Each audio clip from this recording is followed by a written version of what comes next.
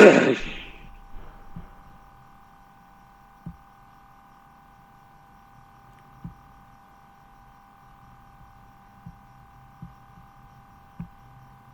Students मुझे बताइएगा screen visible है? Yes ma'am. ओके ठीक है। जी मैम विजिबल है। ठीक हो गया। अच्छा जी, फोल्डर ज़रा अपना ओपन करते हैं वीएस कोड पे। आप लोगों को जेएस मुश्किल तो नहीं लग रही है? आज हमारी मोस्ट प्रोबेबली थर्ड क्लास है जावास्क्रिप्ट के साथ।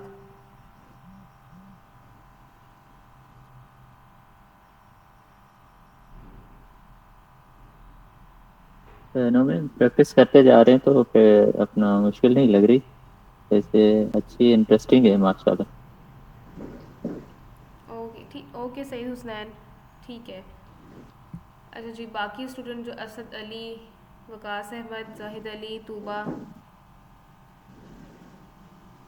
यस मुज़र, मैम। जावास्क्रिप्ट कैसी है? आपको डिफ़िकल्टी तो नहीं कोई फेस करनी पड़ रही? No ma'am. इजी है? यस। ओके चले। अच्छा मुझे, अस्सलाम जी जी वालेकुम ठीक मैम। है, बड़ा मज़ा आता है जी जी, क्योंकि माशाल्लाह कहते हैं कि मुंह पे तारीफ नहीं करनी चाहिए, लेकिन कुछ चीज़ें ऐसी होती है जिनकी करनी बनती है। मैं अक्सर ना अपने जितने फेलोज़ हैं इनके साथ डिस्कस करता हूँ कि अल्हम्दुलिल्लाह हमें जो इंस्ट्रक्टर अल्लाह ताला ने दिए ना, इनका वे ऑफ स्टाइल जो है वो इतना अच्छा है कि ये जितनी भी कीरीज इंसान के माइंड में आ रही होती हैं वो खुद ही उनको रिजॉल्व करते चले जाते हैं। बहुत मुश्किल से कोई एक आध क्वेश्चन निकलता है। तो इसका मतलब ये होता है कि जो है टीचिंग का स्टाइल और जो आपने कवर किया है लेक्चर को, वो बहुत अच्छे से किया है। तो मेरा ख्याल है जो प्रैक्टिस करते हैं उनके लिए तो कुछ भी अभी तक डिफ़िकल्ट नहीं है। जज़ाकल्लाह जी, बहुत शुक्रिया। अल्लाह ताला खुश रखें आपको। जी जी, अल्लाह ताला आपको भी खुश रखे। आमीन। जी तूबा, आप कुछ बोल रही थी? अस्सलाम वालेकुम मैम। वालेकुम सलाम। मैंने आपकी ये जेएस वाली जो है वो रिकॉर्डिंग देखी थी। फर्स्ट वाली ये मुझे समझ में आ गई थी अल्हम्दुलिल्लाह, और सेकंड भी थोड़ी मेरे गले में दर्द और फीवर की वजह से सेकंड भी मैंने हाफ देखी थी आपकी, तो वो भी मुझे काफ़ी समझ में आई है। बट मेरी रिक्वेस्ट है कि प्लीज़ थर्ड वाली आप मुझे सेंड कर दें ताकि वो क्लास भी मेरी क्लियर हो जाए। मैं थर्ड वाली रिकॉर्डिंग शेयर कर दूंगी सब स्टूडेंट्स के साथ। और तकरीबन 50% स्टूडेंट ऐसे हैं हमारे इस बैच में जो कि लाइव सेशन किसी रीज़न की वजह से अटेंड नहीं कर पाते। बाकी आप लोग स्टूडेंट्स हैं जो लाइव सेशन अटेंड कर रहे हैं, और मुझे लगता है ये बड़ी अच्छी बात है। आप लोग इस तरह इंटरेक्शन करते हैं और क्लास में क्वेश्चंस करते हैं तो आपके डाउट्स क्लियर होते ही हैं। लाइव सेशन तो फिर हमारे पास यूट्यूब पे भी बहुत मिल जा, सॉरी लाइव नहीं, रिकॉर्डेड सेशन तो यूट्यूब पे भी बहुत मिल जाते हैं हमारे पास, ऐसे ही है ना। लाइव सेशन का ये बेनिफिट इसलिए है कि आप लोग जो है ना सीख सको, सवाल कर सको। जो ज़्यादा जी मैम। सवाल करता है वो ज़्यादा सीख सकता है। ये चीज़ हमेशा माइंड में रखिएगा। Yes ma'am, thank you so much. और मैम मुझे आपसे पूछना था कि आपको मेरा असाइनमेंट मिला है या नहीं, जो मैंने आपको सेंड किया था। और एक और चीज़ मुझे क्लियर करनी थी, तो असाइनमेंट की वीडियो मुझे ग्रुप में भेजनी है नहीं, या आप तक मिल चुकी है? असाइनमेंट मुझे आपने कब शेयर की थी? क्योंकि अब मुझे याद नहीं है, काफ़ी टाइम हो गया मैम है। I have send you on time, like आपने 6 बजे का टाइम दिया था, तो मैंने मतलब 5:30 और लाइक अराउंड 5 आपको भेज दिए थे। बस ठीक है, फिर मुझे रिसीव हो गई होगी अगर आपने मेल की है।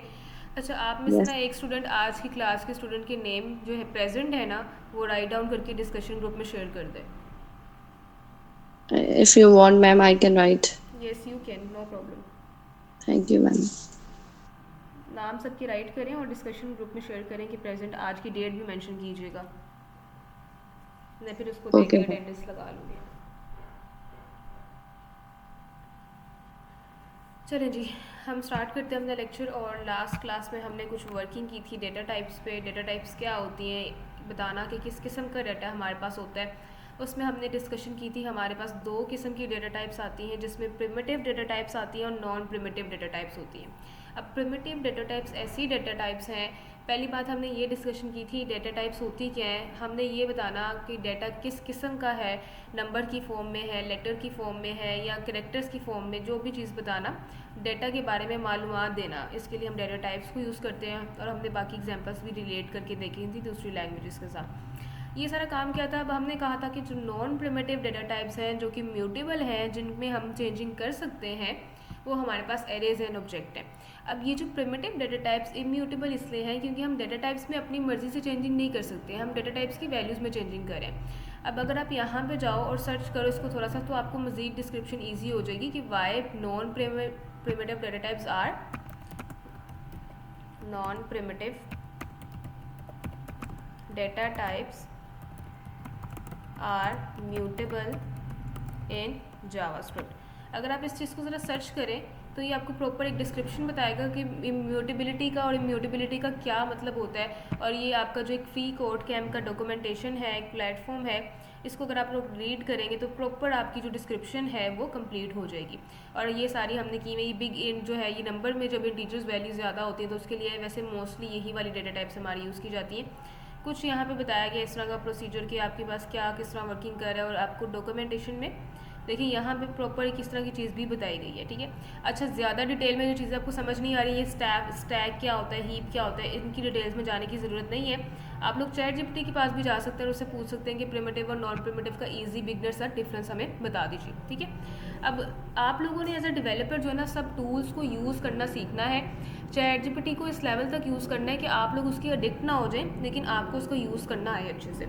अब दूसरी चीज़ चलते हैं हम यहाँ पे हमने डिस्कशन करनी है। लास्ट क्लास में हमारे स्टूडेंट का एक क्वेश्चन था कि जब हम डिक्लेरेशन कर रहे हैं वेरिएबल की या उसको वैल्यू इनिशियलाइज कर रहे हैं तो ऑल द टाइम यहाँ पे हम वेर ही लिख रहे हैं। क्या हमारे पास यहाँ पे वेर लिखना ज़रूरी है या वेर ही हमारे पास एक तरीका है, इसके अलावा कोई और तरीका नहीं है। तो आज की जितनी क्लास है ये हमारी स्कोप्स पे डिपेंड करती है। ये आज की क्लास का जो नेम है ये हमारे पास है जी स्कोप्स। इंतहाई इंपॉर्टेंट क्लास है। और जैसे कि हमने लास्ट क्लास में अपने क्वेश्चंस देखे थे, इंटरव्यू क्वेश्चंस साथ साथ क्लियर किए थे, तो मैंने आपको बताया था जावास्क्रिप्ट जब स्टार्ट होती है तो वो आपसे एज अ बिगनर आप जब इंटर्नशिप के लिए जाते हैं तो जो क्वेश्चंस पूछते हैं या एडवांस लेवल पे भी जो क्वेश्चंस पूछते हैं वो हम डिस्कस करते हैं साथ साथ। अभी हमारा क्योंकि बिगनर लेवल चल रहा है तो हम बिगनर लेवल के ही क्वेश्चंस डिस्कस करेंगे। इंशाल्लाह जब एडवांस टॉपिक्स पे जाएंगे तो एडवांस लेवल के जो क्वेश्चंस हैं वो डिस्कस करेंगे। अच्छा जी, मैं कुछ इंटरव्यू क्वेश्चंस यहाँ पे आपको लिखवा रही हूँ, जल्दी से नोट डाउन कर लें उसको। पहला क्वेश्चन हमारे पास ये है जी, 3 तरीके होते हैं। पहले मैं आपको ये बता दूँ डिक्लेरेशन के हमारे पास वो 3 तरीके हमारे पास क्या होते हैं, पहले मैं उनके बारे में लिख लेती हूँ। पहला तरीका हमारे पास वेर के नाम से है, दूसरा लेट के नाम से होता है और तीसरा तरीका हमारे पास कॉन्स्ट के नाम से होता है। ये 3 तरीके होते हैं। अब इन्हीं 3 तरीकों के ना कुछ स्कोप्स भी होते हैं। उन्हीं स्कोप से कुछ सवालात पूछे जाते हैं इंटरव्यू में, जो कि मोस्टली 98% तो पूछे ही जाते हैं एक बिगनर डेवलपर से। हम लोग भी जब इंटरव्यू करते हैं सीनियर पोस्ट पे ओबियसली बैठे हुए, तो जब जूनियर लोगों से इंटरव्यू करते हैं जो इंटर्नशिप के लिए आते हैं तो ऐसे ही सवाल पूछती हूँ मैं उनसे। अच्छा जी, पहला सवाल ये, what is the scope of var. Var का क्या स्कोप होता है हमारे पास, इसका जवाब आप लोग कुछ इस तरह देंगे, वेर हैज़ फंक्शनल और ग्लोबल स्कोप। अब ये है क्या, ये मैं आपको बाद में समझाती हूँ, पहले जस्ट आप इसको एक बार लिख लें। दूसरा इंटरव्यू क्वेश्चन हमारे पास कुछ ये इस तरह से आता है, what is the scope of let and const. तो आप इसका रिस्पॉन्स कुछ इस तरह से करते हैं, दे हैव ब्लॉक स्कोप, कुछ ये, ठीक है जी। कुछ इस तरह से आप लोगों ने इसका रिस्पॉन्स करना है। आप लोग इसका स्क्रीनशॉट चाहे तो स्क्रीनशॉट ले लें। 2 मिनट का ज़रा वेट कीजिएगा, मैं नेट का कनेक्शन ज़रा देख लूँगी, ठीक है, कि इशू ना कोई। ओके जी, यहाँ पे हम दूसरा इंटरव्यू क्वेश्चन, मेरी वॉइस क्लियर है students? Yes ma'am. Okay yes. ठीक है। अच्छा, यहाँ पे हमने ये डिस्कशन की है कि वेर का स्कोप क्या होता है। वेर का जो स्कोप है वो फंक्शनल बोल दें आप या तो ग्लोबल बोल दें, दोनों का एक ही मतलब आएगा। वेर हैज़ फंक्शनल, और मैंने इससे लिखा है यहाँ के लिए, वेर हैज़ फंक्शनल और ग्लोबल स्कोप। और what is the scope of let and const. जो लेट और कॉन्स्ट हैं दोनों का ब्लॉक स्कोप होता है। अब मैं आपको कुछ रूल्स लिखवा रही हूँ। ये रूल्स जो हैं आप लोगों ने माइंड में रखने हैं जब भी आप वर्किंग करेंगे अपने जावास्क्रिप्ट पे, तो इन रूल्स को भी आप लोग एक बार लिख लें। वेर को जब भी हमने यूज़ करना है तो वेर को हम री डिक्लेयर भी कर सकते हैं और रीअसाइन भी कर सकते हैं। वेर कैन बी री डिक्लेयर्ड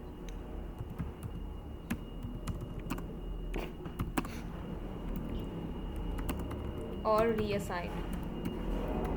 अब आपको पता है कि डिक्लेयर का मतलब क्या होता है और असाइन का मतलब क्या होता है। हमने लास्ट क्लास में जब आपकी फ़र्स्ट क्लास थी जावास्क्रिप्ट की, तो सेकंड क्लास में हमने ये डिस्कशन की थी कि डिक्लेरेशन क्या है जी और असाइनमेंट क्या है। वैल्यू जब असाइन कर देते हैं, जो शूज़ और शर्ट्स की एग्जांपल देके मैंने आपको समझाया था, तो ये वही रीडिक्लेयर का मतलब है कि दोबारा से उसको उसी नेम वैल्यू के साथ डिक्लेयर कर देना, और रीअसाइन का मतलब है कि एक न्यू वैल्यू असाइन कर देना। अब इसको भी हम देखेंगे कैसे। वेर को हम रीडिक्लेयर भी कर सकते हैं और रीअसाइन भी कर सकते हैं। उसके बाद हमारे पास आता है let. Let can be reassign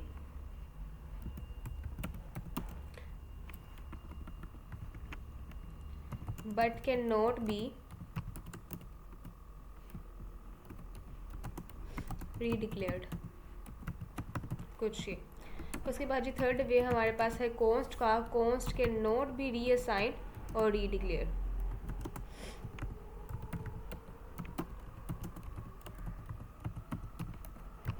कुछ ये। ठीक हो गया जी। ये कुछ रूल्स हैं, जब हम वेर को यूज़ कर सकते हैं तो क्या कर सकते हैं, लेट को यूज़ कर सकते हैं तो किस तरह यूज़ कर सकते हैं, कॉन्स्ट को यूज़ कर सकते हो किस तरह। सबसे पहले हम रूल्स पे देखते हैं इनको कि क्या मतलब है इन रूल्स का, देन हम इन स्कोप्स पे मूव करेंगे। अच्छा जी, वेर कैन बी रीअसाइंड और रीडिक्लेयर का मतलब ये है कि मैंने एक वेरिएबल बनाया हुआ है एज के नाम से।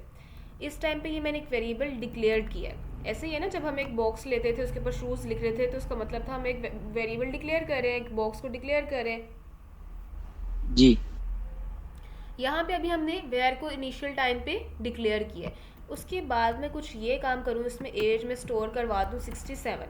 तो अभी आपकी इनिशियल असाइनमेंट हो रही है, मतलब पहली बार आपका वेरिएबल जो एज का बना हुआ है उसमें 67 सेव हो रहे हैं। मैं आगे जाके ये काम भी कर सकती हूँ दोबारा से, एज इक्वल्स टू 89। इसका मतलब ये है कि मैं उसको दोबारा से दूसरी वैल्यू साइन कर रही हूँ। एक टाइम पे उसकी वैल्यू क्या है, एज की 67 है, दूसरे टाइम पे एज की वैल्यू क्या हो गई है 89। हम ये काम भी कर सकते हैं, मतलब ये कि रीअसाइन हो रही है वैल्यू। दो बार हम एक ही वेरिएबल को डिफरेंट वैल्यूज दे रहे हैं, रीअसाइन कर रहे हैं। अगर तो हम वेर डिक्लेरेशन टाइप यूज़ करते हैं, मतलब वेरिएबल बनाते हैं कि टाइम पे यहाँ पे वेर लिख देते हैं, तो हम उसको रीअसाइन कर सकते हैं। हम ये भी कर सकते हैं दोबारा से उसी एज को रीडिक्लेयर भी कर दें 77 के साथ। तो वेर को हम रीडिक्लेयर भी कर सकते हैं और रीअसाइन भी कर सकते हैं। समझ आ रहा है आपको ये? जी ठीक है, देखिए ये यहाँ तक जो काम हो रहा है ना, तो बस एज वाले जो वेरिएबल है आपका एज वाला, उसको सिर्फ वैल्यू असाइन की जा रही है, दूसरी वैल्यू दी जा रही है। यहाँ पे मैं दोबारा उसको वेर जैसे डिक्लेरेशन टाइप लिखी है, दोबारा एज लिख के उसको री डिक्लेयर कर रही हूँ। तो ये दोनों काम आप वेर में कर सकते हैं। अब अगर हम वेर में यही दोनों काम कर सकते हैं तो क्या हो कि हमारी एप्लीकेशन एक बहुत लॉन्ग लास्ट एप्लीकेशन बनाई हो हमने जावास्क्रिप्ट में, और गलती से मैंने वेर के नाम से एक अपना वेरिएबल बनाया है, वेर डिक्लेरेशन टाइप को यूज़ करके प्रोडक्ट के नाम से एक वेरिएबल बनाया हुआ है कुछ ये वाला, और मुझे भूल गया मैंने प्रोडक्ट में इस टाइम पे ना शर्ट्स को सेव करवा दिया हुआ है, और आगे चल के मैं काम करती गई हूँ क्योंकि 1000 लाइन्स ऑफ कोड थे, तो मुझे भूल गया कि मैंने प्रोडक्ट के नाम से कोई वेरिएबल शायद बनाया हो। तो फिर मैं यहाँ पे जाके आगे जाके दोबारा से वेर प्रोडक्ट लिख के उसमें अब सेव करा दूंगी हमारी कोई और प्रोडक्ट, जैसे अब मैं इसमें कैप स्टोर करा दूँ। तो ये वाला काम जो आपके पास रीडिक्लेरेशन वाला है ना, जो ये आपको कंसर्न इश्यूज क्रिएट करता है। मतलब ये कि आपको ये आगे जाके अब कौन सी वैल्यूज, ये वाली वैल्यू को अगर हम यूज़ करना चाह रहे हो शर्ट्स वाली, और मैंने जाके गलती से इसको आगे कैप्स के साथ भी रीडिक्लेयर कर दिया है, तो फिर यहाँ पे हमारी वैल्यूज़ में इशू आते हैं, मसला होता है हमारे पास। इसीलिए आज के बाद से हम वेर को यूज़ नहीं करने वाले। सबसे पहले आपके पास वेर को डिक्लेयर किया गया था। वेर हमारे पास क्या था, जब जावास्क्रिप्ट बनी थी स्टार्टिंग में सिर्फ वेर को यूज़ किया जाता था, और वेर की वजह से हम दोबारा रीडिक्लेयर भी कर लेते थे, वैल्यूज़ हो भी जाती थी, कोई मसला नहीं आता था। तो फिर आपका ECMAScript 6 हमारे पास क्या है, ये एक न्यू चीज़ आई है हमारे पास कुछ ये आपकी जावास्क्रिप्ट का ना एक एम्बेडेड एडवांस्ड वर्जन है। मतलब जावास्क्रिप्ट के जैसे आपका व्हाट्सएप होता है उसमें न्यू वर्जन्स में न्यू चीज़ें आती हैं, न्यू फीचर्स होते हैं, तो इसी तरह ECMAScript जो 6 है ये आपके जावास्क्रिप्ट का एक न्यू फीचर वाला वर्जन है, और इस टाइम पे ECMAScript 6 और 7 पे ही वर्किंग की जा रही है, उसको यूज़ किया जा रहा है। उसमें आपका फिर इंट्रोड्यूस करवाए गए थे लेट और कॉन्स्ट, क्योंकि अभी आप अगर रूल देखो तो वेर को हम रीडिक्लेयर भी कर रहे हैं और रीअसाइन भी कर रहे हैं, वेर में तो कोई मसला आ ही नहीं रहा, लेकिन ये मसला हमारी लॉजिक्स में इशू आ सकता है, तो अब हमने वेर को यूज़ नहीं करना। आज के बाद से हम नेक्स्ट देखते हैं क्या हमारे पास लेट पे वर्किंग करते हैं। लेट अगर हमने एक वेरिएबल बनाया है इस तरह से, लेट को यूज़ किया है वेर की जगह पे, LET लेट लिखा है, और उसमें मैंने एज के नाम से वेरिएबल में 9 स्टोर करवा दी है। इनिशियल टाइम पे उसकी जो इनिशियलाइजेशन हो रही है वो 9 के नाम से हो रही है। मैं वेर को रीअसाइन कर सकती हूँ, मतलब मैं एज इक्वल्स टू 89 कर सकती हूँ, मुझे ये मसला नहीं आएगा। लेकिन मैं वैर को रीडिक्लेयर नहीं कर सकती कुछ इस तरह से। अब आप देखें, आपको यहाँ पे इशू आ गया, आपकी जो रेड रेड लाइंस हैं वो विजिबल होने लग गई हैं, इसका मतलब है कि कोई इशू है। इस इशू को हम जाके गो लाइव में देख लेते हैं, कंसोल में क्या विजिबल है हमारे पास, इशू को किस तरह इंटरप्रेट किया जा रहा है। अब चलते हैं इसको और अपने इंस्पेक्टर टूल्स को ओपन करते हैं, कंसोल में जाएं और यहाँ पे आप देखें, अच्छा हमने ये फाइल नहीं ऐड की ना अपनी index.html में, scopes.js वाली फाइल को पहले तो हम ऐड करेंगे यहाँ पे।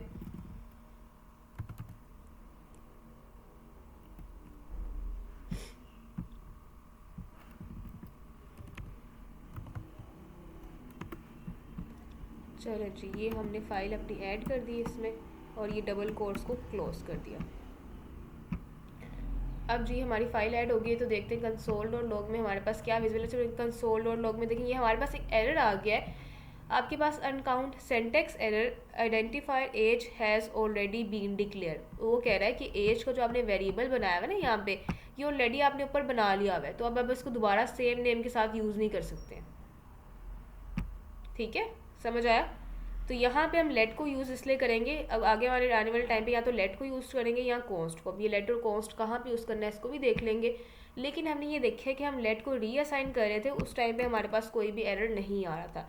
जब भी हमने लेट को रीडिक्लेयर किया है तो हमारे पास उसने ये एरर शो किया है कि एज को आपने ऑलरेडी यूज़ कर लिया हुआ, अब इसको दोबारा यूज़ नहीं करते हो। जबकि वेर में हमें कोई भी इशू नहीं आ रहा था, हम इसको दोबारा यूज़ करी जा रहे थे सेम नेम वाले वेरिएबल को। तो जी ये हमारे पास लेट के ये रूल्स जो लिखे हैं वो कुछ ये बात कर रहे हैं। उसके बाद हमारे पास आता है कॉन्स्ट। कॉन्स्ट को हम ना ही रीअसाइन कर सकते हैं ना ही रीडिक्लेयर कर सकते हैं। मतलब कि कोई ऐसा वेरिएबल जिसके साथ मैंने डिक्लेरेशन टाइम पे कॉन्स्ट लिखा हुआ है और उसका नेम में एज इक्वल्स टू 8 लिख रही हूँ, इतना काम तो हम कर सकते हैं। अब मैं इसको रीअसाइन इस तरह भी नहीं कर सकती, दोबारा 9 के साथ रीअसाइन नहीं कर सकती। उसमें भी हमारे पास एक एरर आना चाहिए, और एरर क्या है, असाइनमेंट टू कॉन्स्ट वेरिएबल। एक टाइप एरर आ गया आपके पास कि मतलब कुछ गलत काम यहाँ पे हो रहा है। आप क्या करें, असाइन करें कांस्टेंट वेरिएबल को, जो कि यहाँ पे हमने रूल भी देखा हुआ है कि हम उसको रीअसाइन भी नहीं कर सकते। और रीडिक्लेयर तो ये वाला सिस्टम तो इसमें हो ही नहीं सकता दोबारा से, कॉन्स्ट 9 ये भी नहीं कर सकते। अब हमारे पास वो रीअसाइन और रीडिक्लेयर वाले दोनों, ये जो इशू है डिक्लेयर वाला भी आ गया यहाँ पे। इस टाइम पे दोनों इशू आ मैम रहे ये हैं, एक जो हमारे पास रीअसाइन का भी आ रहा है, रीडिक्लेयर का भी आ रहा है। मैम जी ये जो 25:7 है, ये लाइन नंबर और वर्ड नंबर बता रहा है कि यहाँ पे एरर है। scope.js में 25 लाइन पे ये इस तरह बता रहा है, ये वाली जो 25 लाइन है ना इसमें बता रहा है। जी बिल्कुल, कहीं भी एरर होगा, जिस लाइन में एरर होगा वही लाइन बताएगा। लेकिन समटाइम ऐसा होता है कि आपकी वो लाइन होती भी नहीं। समटाइम ना ये शो कर रहा होगा लाइन नंबर 22 पे एरर है, जब आप काफ़ी लेंथी कोड करते हैं ना, तो लाइन नंबर 22 पे आपका एरर कुछ भी नहीं होता, खाली ब्लैंक लाइन होती है। तो उस चीज़ को किस तरह प्रिवेंट किया जाता है, वो लॉजिक में कोई एरर होता है, कहीं और में मिस्टेक होती है, तो इस पर इतना रिलाई नहीं करना। 80% ये चीज़ें ठीक होती हैं, सही बता रहा होता है किस लाइन पे है, लेकिन सम टाइम ये गलत भी हो जाता है, सही लाइन्स नंबर और वो नहीं बता पाता, उसको कंसोल नहीं कर पाता सही से। अच्छा जी, रूल समझ आए आप लोगों को? मैम ये रीडिक्लेरेशन का मतलब है कि रीयूज करना। सेम नेम के वेरिएबल को दोबारा यूज़ करना। जी जी हाँ जी, बाकी सबको क्लियर है? जी मैम क्लियर है। ठीक हो गया। अब आप में से कोई एक एक मुझे रूल बता दे कि वैर का क्या रूल है, लेट का क्या रूल है और कॉस्ट का। उससे पहले मैं एक चीज़ बता दूं कि अब हमने देख लिया वैर तो हम यूज़ करेंगे नहीं। एक तो ये पुराना तरीका था आपका, एक मास स्क्रिप्ट से पहले वाला, जावा स्क्रिप्ट के पहले वर्जन में इंट्रोड्यूस किया जाता था। अगर कोई आपसे पूछता है कि वैर हम क्यों यूज़ नहीं करेंगे, तो आप इसका क्या रिस्पॉन्स करेंगे?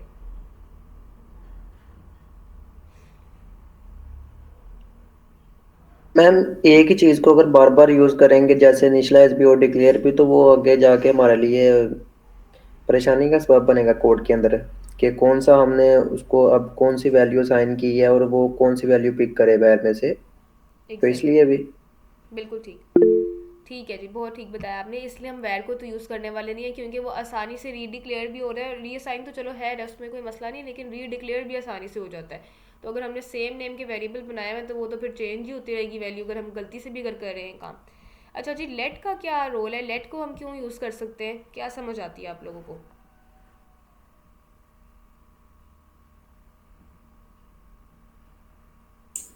जी, जब मैम लेट चाहे को इनिशियलाइज कर सर सकते हैं, अपडेट कर सकते हैं वंस वी डिक्लेयर। ठीक है। आपकी आवाज़ में काफ़ी डिस्टॉर्शन थी, मुझे ठीक से समझ नहीं आया, बस डिक्लेरेशन का थोड़ा सा समझ आया। अच्छा जी, अगर हम चाहते हैं कि एक वैल्यू को एक बार डिक्लेयर करें और जब चाहे उसको अपडेट करें, मॉडिफाई कर सकें, तो फिर हम लेट यूज कर सकते हैं। हम उसको रीअसाइन कर सकते हैं, लेकिन उसको दोबारा री डिक्लेयर ना कर पाए, ऑल्दो हम उसको इंटेंशनली या अनइंटेंशनली कर रहे हैं। ठीक हो गया जी। जी, कॉस्ट का क्या रोल समझ आता है कि कॉस्ट को कब यूज़ करेंगे और क्या उसकी ईजीनेस है या कुछ ईजीनेस है ही नहीं उसकी।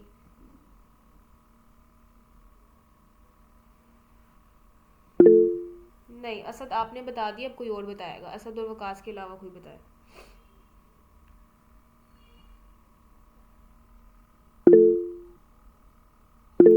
जी मुहिबुल, आप बताएं।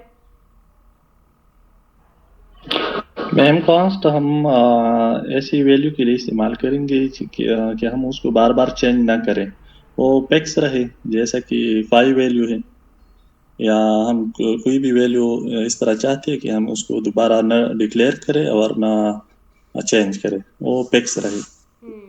Good, very good.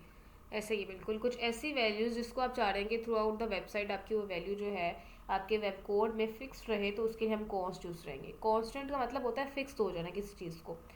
अब इसके लिए आपकी क्या रियल टाइम एग्जांपल हो सकती है, अगर आप कोई एज कैलकुलेटर बना रहे हैं तो आपकी एज जो है, उम्र जो है आपकी, वो हर साल जो है बढ़ती रहती है। 10 साल, 11 साल, 15, 18, 20, 27 इस तरह करके बढ़ती रहेगी।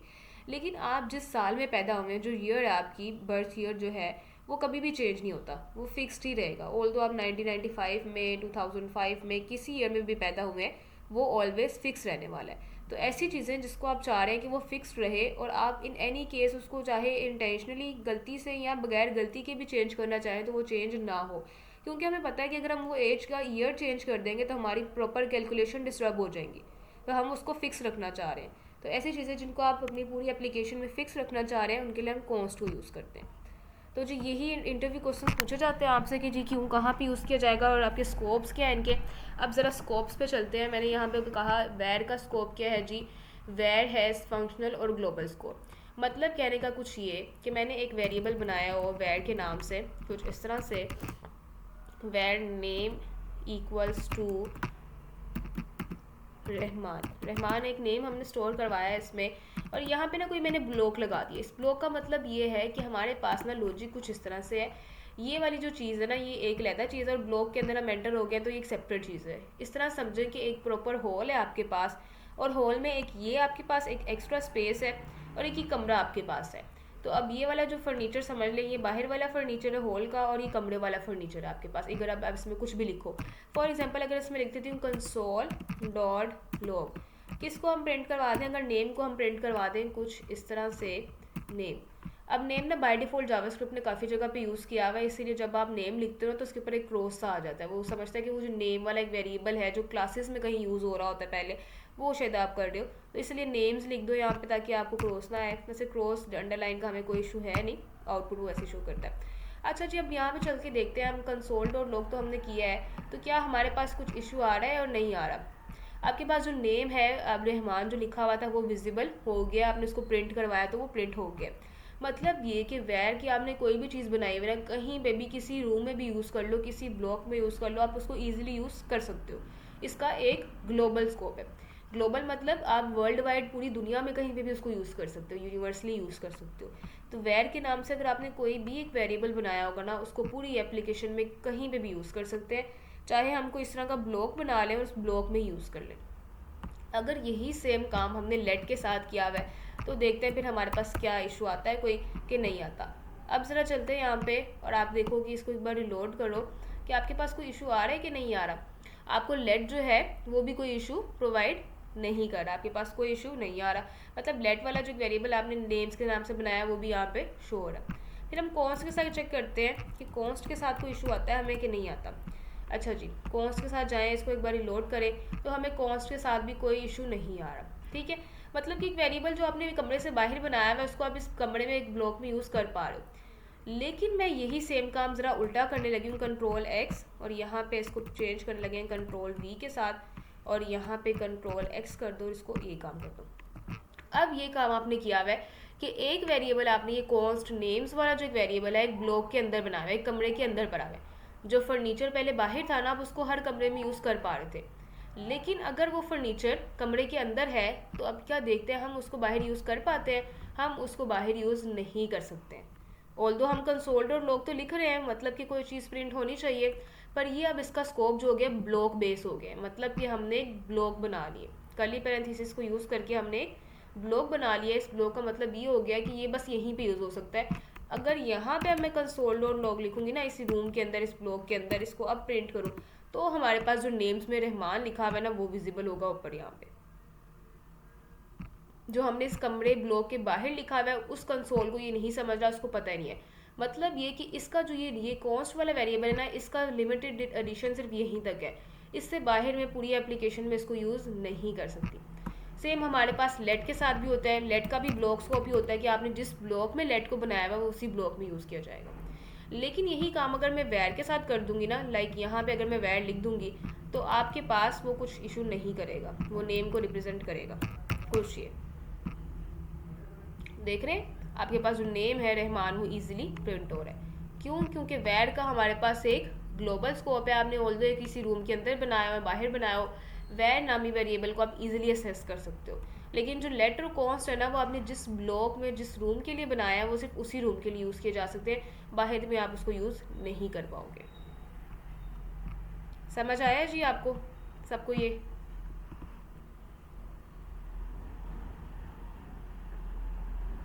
जी मैम बिल्कुल समझ आ गया। ठीक हो गया। चलें जी, अब ज़रा नेक्स्ट टॉपिक पे मूव करते हैं। अपना एडवांस टॉपिक ही हमारे पास अभी कंटिन्यू कर रहे हैं हम। उसके लिए हम एक न्यू फाइल बना लेते हैं यहाँ पे लिटरल्स के नाम से, literals.js। ये न्यू फाइल इसलिए बनवा रही हूँ ताकि हमें पता चल जाए ये वाले टॉपिक्स हमारे कंप्लीट होते गए हैं। ओके जी, literals.js की हमने एक फ़ाइल बना ली है। अब अगर मैं कुछ ये काम करना चाहूँ, इस पर ज़रा चलते हैं। मैं अभी तक जितनी भी प्रिंट करवा रही हूँ ना कंसोल डॉट लॉग में, अगर मैं लिखूँ कुछ भी कंसोल डॉट लॉग ऐसे और इसमें मैं प्रिंट करवा रही हूँ कुछ भी, तो मुझे वो सिर्फ कोई एक चीज़ प्रिंट करवा सकती हूँ, ये इस रंग करके कि एक दिस इज़ नेम, कुछ ये चीज़ मैं प्रिंट करवा सकती हूँ। लेकिन क्या हो कि मैं इसके साथ एक वेरिएबल ऊपर मैंने बनाया है, जैसे हम ऊपर बनाते हैं वेर ए के नाम से या लेट के नाम से। हमने लेट को यूज़ करना है तो लेट ए के नाम से हमने एक वेरिएबल बनाया, उसमें हमने 8 को यूज़ किया है और मैं पास करना चाह रही हूँ दिस इज़ नेम या दिस इज़ वैल्यू 8 वाली जो वैल्यू ना, मैं ये इस वेरिएबल में जो स्टोर है ना ये वैल्यू वो पास करना चाह रही हूँ। तो मैं यहाँ पे क्या लिखूँ, ए वाली को ऐसे लिख दूँगी ऐसे। ये आपके पास ना इशू करेगा, मसला आएगा आपको। क्या मसला आएगा? यहाँ पे चाहो आप इस तरह वेरिएबल तो लिख रहे हो, आपके पास इशू कितने ज़्यादा आ रहे हैं कि इवेंट्स वगैरह क्या चीज़ है भाई, उसको समझ नहीं आ रही, टेम्पलेट प्लस को, ये सारे मसले आपके पास आ रहे हैं कि लिस्ट आर्गूमेंट्स कुछ मिसिंग है यहाँ पे। अब ये वाला मसला क्यों आ रहा है? आप अपने कंसोल में या कहीं पे भी अपनी स्ट्रिंग को, अपने वेरिएबल को इकट्ठे यूज़ नहीं कर सकते हो। अगर आपने उनको इकट्ठे यूज़ करना है तो आपको उनको कॉन्कैटिनेट करना पड़ेगा, CONCATE, कॉन्कैटी आगे NATE नेट, कॉन्कैटिनेट करना पड़ेगा। मतलब कि उन दोनों को आपस में मिक्स करना पड़ेगा, उन दोनों को आपस में मर्ज करना पड़ेगा। अब मर्ज किस तरह करते हैं हम? प्लस के सिंबल के साथ। कुछ ये अगर हम प्लस का सिंबल कर सकते हैं। प्लस का सिंबल लगाएं तो यहाँ पे हमारे पास अब आ रहा है दिस इज़ वैल्यू 8, कोई भी इशू नहीं आ रहा। और इसके बाद अगर मैंने एक, या अब इसको थोड़ा सा और आसान करते हैं, लेट नेम के नाम से एक वेरिएबल बनाते हैं, let name equals to Ali, और एक और वेरिएबल बना रही हूँ, 3-4 वेरिएबल बना लेती हूँ। उसके बाद जी let age equals to 9, then जी हमारे पास आ गया लेट मैसेज इक्वल्स टू, हमारे पास आ रहा है वेलकम। कुछ ये अब ये 3 चीज़ें हैं। मैं इन 3 चीज़ों को ऐसे नहीं प्रिंट करना चाह रही। अगर मैं खाली कंसोल डॉट लॉग लिखूँगी, कंसोल डॉट लॉग में नेम लिख दूँ और उसके बाद जी अगली वैल्यू पे अगले कंसोल डॉट लॉग में मैं एज लिख दूँ, मतलब इस तरह वाला काम करूँ, इसमें एज लिख दूँ, और फिर तीसरा कंसोल डॉट लॉग है उसमें मैं आपका लिख दूँ जी मैसेज, कुछ ये काम कर दूँ। तो अब ये काम करने से जी हमारे पास क्या होगा, वो तीनों नेक्स्ट लाइन पे आ जाएंगे, नेम, एज, अली, और वो मैसेज जो है, मैसेज में हमने क्या स्टोर कराया है यहाँ पे, क्यों मैसेज क्यों नहीं प्रिंट किया है इसने वेलकम वाला, इसको एक बार लोड कर लो। ओके, अली 9 और वेलकम वाला मैसेज प्रिंट कर रहे हैं। लेकिन अगर हम ये काम करें कि हम कह रहे हैं तीनों लाइनों को हम प्रिंट ही कर रहे हैं, हम तीनों वेरिएबल्स को एक ही कंसोल लॉग में कर दें, तो हम क्या कर सकते हैं, किस तरह, क्या नेम एज और वेलकम इस तरह लिखेंगे? हम इस तरह नहीं लिख सकते तीन वेरिएबल्स को, हमें कोमा यूज़ करना पड़ेगा। उसके बाद हम क्या लिखेंगे, एज, फिर कोमा यूज़ करना पड़ेगा और वेलकम, कुछ ये वेलकम नहीं मैसेज वाला जो वेरिएबल है वो, कुछ ये। अब आपकी तीनों जो आउटपुट्स है ना, वो तीनों आपकी एक ही लाइन पे आनी चाहिए, नेम एज और मैसेज। यहाँ पे कुछ इस तरह से नेम भी आ गया, एज भी आ गया और मैसेज भी आ गया। सही है, समझ आया? ये तो मैंने ये चीज़ बताई है कि अगर आपके तीन वेरिएबल हो और आप तीनों ही एक ही टाइम पे प्रिंट करके देखना चाह रहे हो, तो आप कोमा लगा के सारे जितने भी वेरिएबल्स हैं सबको सेपरेट कर सकते हैं। अब हम क्या करना चाह रहे हैं, मैं ये लिखना चाह रही हूँ माई name is Ali, my age is 9 और आई एम सेइंग वेलकम। कुछ ये चीज़ प्रिंट करना चाह रही हूँ कि कंसोल में स्ट्रिंग भी आए इन वेरिएबल्स के साथ। तो अभी हमने देखा है कि हम उसके लिए कॉन्कैटिनेशन कर सकते हैं प्लस सिंबल के साथ। सबसे पहले हम लिखते हैं जी माई नेम इज़, अब हमें पता है कि हमने आगे वो अपना वेरिएबल पास करना है नेम वाला जिसमें अली स्टोर है। अगर हम लिखेंगे यहाँ पे माई नेम इज़, तो just my name is print है, अली नहीं विजिबल है। अब यहाँ पे अगर मैं ये वेरिएबल प्लस के साथ पास कर दूँगी कुछ इस तरह से, अली, आपका जो अली वाला, सॉरी अली नहीं, क्या है जी, नेम वाला जो वेरिएबल है उसको अगर हम पास कर देंगे यहाँ पे, तो फिर हमें क्या चीज़ विजिबल होगी जी, माई नेम इज़ अली, कुछ इस तरह से। ठीक हो गया। अब स्पेसेस क्यों आ रही हैं, क्योंकि हमने यहाँ पे स्पेसेस छोड़े नहीं है, बिल्कुल इनका माइंड में रखना चाहिए। इसमें कुछ ये माई नेम इज़ अली, ये सही है। अब इसी तरह आगे जाके मैं ये लिखना चाह रही हूँ माई एज इज़, और ये एज वाला वेरिएबल, एज वाला वेरिएबल क्यों, क्योंकि इसमें उसकी एज स्टोर है जो कि 9 है। तो हम क्या करेंगे, अब मुझे इस नेम के बाद जो एक वेरिएबल है एक और स्ट्रिंग पास करनी है ना, इस तरह माई एज इज़, तो वो स्ट्रिंग पास करेंगे माई एज इज़। लेकिन हमारे पास एक इशू आ गया है। इशू क्या आ गया है, हमें इसको भी पिछले वाले वेरिएबल के साथ कॉन्कैटिनेट करना पड़ेगा, आपस में मिलाना पड़ेगा। कैसे? प्लस के सिंबल के साथ। यहाँ पे प्लस का सिंबल लगाया ताकि ये वाली जो वेरिएबल है अगली आने वाली स्ट्रिंग के साथ भी मैच हो जाए। फिर दोबारा एक प्लस का सिंबल लगाना पड़ेगा, क्यों? क्योंकि हमने एज वाला जो वेरिएबल है ये जिसमें 9 स्टोर है उसको पास करना है, तो ये एज वाला वेरिएबल पास कर दिया। अब हमारे पास क्या विजिबल होगा जी, my name is Ali, my age is 9। ठीक हो गया। उसके बाद अब हमें दोबारा पास करना है और देखना है इस चीज़ को कि किस तरह हम पास कर सकते हैं इसमें अब माई आई एम सेइंग वाला मैसेज जो है। फिर हमें क्या करना होगा स्टूडेंट, इसमें आगे नेक्स्ट मुझे एक स्ट्रिंग पास करनी है। डेफिनेटली कॉन्कैटिनेट करेंगे। स्ट्रिंग कॉन्कैटिनेट किस तरह करेंगे? प्लस ऐड करके, प्लस करके, एग्जैक्टली प्लस का सिंबल यूज़ करेंगे और इसमें हम लिखेंगे आई एम सेइंग। फिर आगे क्या पास करना है, मुझे वेलकम पास करना है, तो मैं किस तरह पास करूँगी? मैसेज पास, प्लस का एक सिंबल लगाया और उसके बाद हम यहाँ पे पास करेंगे हमारा वेलकम वाला, वो जो, सॉरी वेलकम नहीं है ना, मैसेज वाला, मैसेज वाला करें। इसको ऑल्ट जी करके रैप करें। अब ज़रा चलते हैं और देखते हैं कि क्या चीज़ हमारे कंसोल में विजिबल है। Let's see. हाँ जी, my name is Ali, my age is 9, I am saying welcome, हर चीज़ विजिबल है। तो इस तरह आप अपनी स्ट्रिंग्स को कॉन्कैटिनेट कर सकते हैं अपने वेरिएबल के साथ। क्लियर है जी यहाँ तक? अब मुझे बताएं किस किस को ये ट्रिकी लग रहा है और किस किस को ये मुश्किल लग रहा है समझने में कि कहाँ कितने प्लस आ गए और ये सब चीज़ें क्या है। क्लियर है मैम? मुश्किल लग रहा है, थोड़ा सा ट्रिकी लग रहा है, मुश्किल नहीं, ये कह सकते हैं कंफ्यूजन है थोड़ी सी इसमें। जस्ट मैम अगर ये हम इतना सा क्लियर कर लेना कि जब हम वेरिएबल का नाम यूज़ करेंगे तो उससे पहले कंकैटिनेशन के लिए प्लस ऐड करेंगे, और जब वेरिएबल के बाद स्ट्रिंग ऐड करेंगे तो फिर भी कंकैटिनेट करने के लिए प्लस करेंगे। इससे ज़्यादा कुछ भी नहीं है। बिल्कुल ऐसे ही है। लेकिन एज अ बिगनर हम ये चीज़ थोड़ा सा कंफ्यूज हो सकते हैं ऐसे कि भाई क्या मसला है, काफ़ी परेशानी हो गई है, कितने प्लस यूज़ कर लिया हमने, क्या डबल कोटेशन मार्क्स, क्या क्या चीज़ें, थोड़ा बहुत हमें अभी समझ नहीं आ रहा होगा। ठीक है, अब वो थोड़ा बहुत समझ नहीं आ रहा होगा तो उसके लिए हमें प्रैक्टिस करनी पड़ेगी। लेकिन उसके लिए मैं आपके लिए मज़ीद थोड़ी सी आसानी कर दूँ। अब ये आसानी मैंने तो नहीं की, वैसे जावास्क्रिप्ट ने की है, उसको ज़रा हम समझ लेते हैं क्या आसानी की है जावास्क्रिप्ट ने। बहुत ही एडवांस टॉपिक है हमारा जावास्क्रिप्ट का, आज के टॉपिक से मिल रहा था इसलिए मैं आज ही पढ़ा रही हूँ, टेम्पलेट लिटरल्स के नाम से।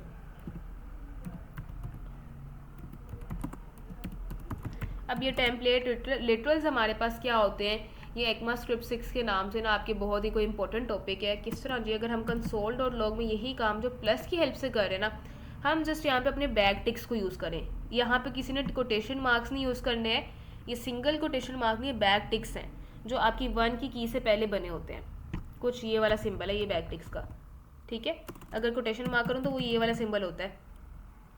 आप लोगों ने ये यूज़ नहीं करना है, बैक टिक्स को यूज़ करना है। जस्ट आपके कीबोर्ड में 1 की की से पहले वाली जो की है ना, उसके लिए जिसपे पाइप का एक साइन बना है वो वाली साइन, उसको यूज़ करना है। उस पर क्लिक करें और जस्ट मैं यहाँ पे स्ट्रिंग लिखूँ कुछ इस तरह से, माई नेम इज़। पहले तो हम कॉन्कैटिनेट कर रहे थे एक स्ट्रिंग को वेरिएबल के साथ, तो उसके लिए हम प्लस का सिंबल यूज़ कर रहे थे। यहाँ पे हम यूज़ करेंगे डॉलर का सिंबल और हमारी कर्ली पैरेंथेसिस। इसमें जस्ट हम अपना जो वेरिएबल है नेम वाला उसको पास करें कुछ ये, ठीक हो गया जी। ये लिखा, उसके बाद एक फुल स्टॉप भी लगा देते हैं ताकि हमें पता चले अगला सेंटेंस लिख रहे हैं। माई नेम इज़ अली आ जाएगा, माई एज इज़। फिर हमारे पास एक दोबारा वेरिएबल पास करना है, तो उसके लिए डॉलर का साइन और कर्ली पैरेंथेसिस। कौन सा वेरिएबल पास करना है, एज वाला, तो एज वाला वेरिएबल लिख दिया, फुल स्टॉप लगाया। फिर हमने यहाँ पे एक और मैसेज लिखना है, जैसे कि हम ऊपर लिख रहे थे आई एम सेइंग, तो हम उसी तरह वो स्ट्रिंग लिखें आई एम सेइंग। अब फिर वो सेइंग में वेरिएबल पास करना है, तो उसके लिए हमें क्या करना है, डॉलर का साइन कर्ली पैरेंथेसिस MSG वाला वेरिएबल। जस्ट इतना सा काम करते हैं और देखते हैं कि क्या हमारे पास आउटपुट सेम आ रही है कि कोई इशू है। इसको एक बार रिलोड करें आप, बिल्कुल। अब देखें माई name is Ali, my age is 9, I am saying welcome. बिल्कुल एग्जैक्ट जैसे हमारे पास पहले आउटपुट आ रही थी, वो जस्ट हमने इस टेम्पलेट लिटरल्स की हेल्प से ईजिली कर ली है। और इसमें हमें ये भी देखना नहीं पड़ा कि कितनी बार प्लस लगाना है, क्या करना है क्या नहीं करना। जस्ट बैक टिक स्टार्ट करने हैं, अपनी कोटेशन लिखनी है जो लिखने का दिल चाह रहा है। जहाँ पे वेरिएबल पास करना है वहाँ पे हम डॉलर साइन और कर्ली पैरेंथेसिस में वो वेरिएबल पास कर लें। और अगर आप इसका कंपैरिजन ऊपर से करें कॉन्कैटिनेशन, सिंपल कॉन्कैटिनेशन के साथ, तो वहाँ पे आपको जो है ये कोटेशन मार्क्स का भी ख्याल रखना पड़ रहा था, स्पेसेस का भी ख्याल रखना पड़ रहा था, फिर प्लस के सिंबल्स का और सब चीज़ें। और ये लेंथी भी हो गया था काफ़ी, लेकिन ये जस्ट 1 लाइन पे ही कंप्लीट हो गया। समझ आया जी सबको ये? जी ये बेहतर है पहले से मेरे ख्याल में ना। बेहतर है ना, इजी है ना ये? Yes ma'am. जी बिल्कुल। ठीक है, जी मैम ये बेहतर है इससे। गुड हो गया। अब आप लोगों का यहाँ तक कोई सवाल है तो मुझसे पूछ लें। मैम जो पहले वाला था जिसमें हमने कंप्यूटेशन यूज किया था यूजिंग प्लस सिंबल, इसके बजाय हम कॉमा सेपरेशन भी यूज कर सकते हैं। So what's logical difference between using the plus and comma? There is no specific difference between them. आप इजीली कुछ भी यूज़ कर सकते हो। मोस्टली जो हम अपना प्लस कॉन्कैटिनेशन के लिए यूज़ करते हैं, क्योंकि कोमा जो है ना वो जावास्क्रिप्ट में इंट्रोड्यूस करवाया गया कि एक वेरिएबल के बाद दूसरा ऐड कर लो, ठीक है। वो समटाइम ऐसा होता है कि हमने एक अपने वेरिएबल के नेम में कोमा भी लगाया होता है कुछ इस तरह। जो कंसोल डॉट लॉग अगर हम करें किसी चीज़ को, उसमें हमको स्ट्रिंग लिख रहे हैं, जैसे कि यहाँ पे हम स्ट्रिंग लिख रहे हैं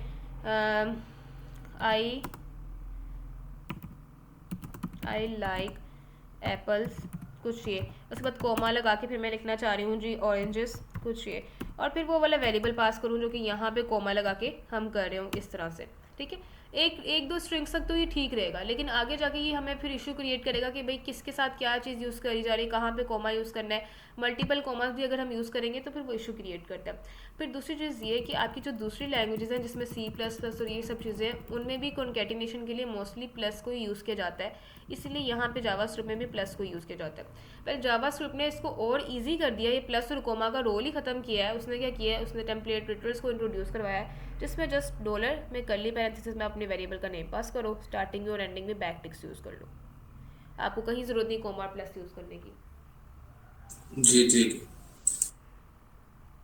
जी, और किसी का कोई सवाल है? मैम जी जी अगर हम ब्राउजर पे जा रहे थे तो लिटरल लिखा हुआ था या कुछ ऐसा ही लिखा हुआ था। अभी थोड़ा ब्राउजर पे जाएं प्लीज।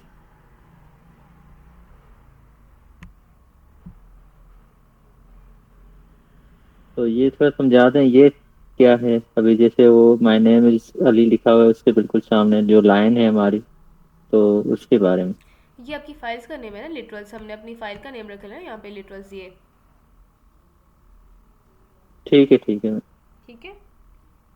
चलें अच्छा जी, अब ये भी चीज़ है टेम्पलेट ट्यूटर्स को यूज़ करने का एक और रूल कुछ ये है हमारे पास कि अगर हम यहाँ पे कुछ ये काम करें ना, एक वेरिएबल बना रहे हैं लेट सेंटेंस एक लिख रहे हैं अगर हम इक्वल्स टू, और स्टार्टिंग में मैंने यहाँ पे अगर कोटेशन मार्क, अच्छा ज़रूरी है यहाँ पे हम डबल कोट ना यूज़ करें, सिंगल कोट भी यूज़ कर सकते हैं, दोनों का काम सेम ही है। मैं कुछ ये काम कर रही हूँ, ही इज़ आ बॉय। अब आपको पता है हम इसको इस तरह भी लिख सकते हैं, ही इज़ आ बॉय कुछ ये, और हम उसमें अपोस्ट्रोफी वाला सिंबल भी यूज़ कर सकते हैं जो कि दोबारा एक कोटेशन मार्क के लिए यूज़ किया जाता है। एक दोबारा कोटेशन मार्क आती है और इसमें हम एस लिख के इज़ आ बॉय कुछ ये वाला काम करते हैं। लेकिन देखें अगर मैं ये वाला काम कर रही हूँ कि एक सिंगल कोटेशन मार्क हमने यूज़ की है और उसके अंदर दोबारा एक सिंगल कोटेशन मार्क को यूज़ करें तो हमारे पास इशू आ रहा है। तो हम अगर हमने बाहर सिंगल कोटेशन मार्क यूज़ किया है तो हम दोबारा अंदर सिंगल कोटेशन मार्क को यूज़ नहीं कर सकते, या तो अगर हमने दोबारा अगर बाहर डबल कोटेशन मार्क यूज़ की है तो हम दोबारा अंदर फिर डबल कोटेशन मार्क को भी यूज़ नहीं कर सकते हैं, कुछ नहीं कर सकती, हमारे पास ये एरर आ जाएगा।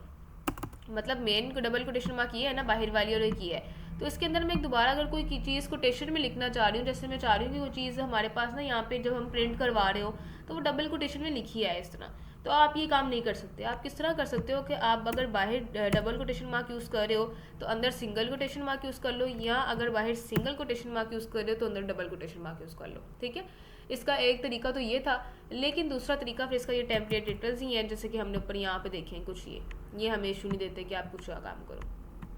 ठीक है, पहला तरीका ये कि हम दोनों चीज़ें इकट्ठे नहीं यूज़ कर सकते, बाहर अपने सेंटेंस को लिखते हुए डबल कोटेशन में लिख रहे हैं तो उसको अंदर भी कहीं पे डबल कोटेशन यूज़ कर लें, ये चीज़ हम एक्सेप्टेबल नहीं करते जावास्क्रिप्ट में, दोनों में इश्यूज आते हैं।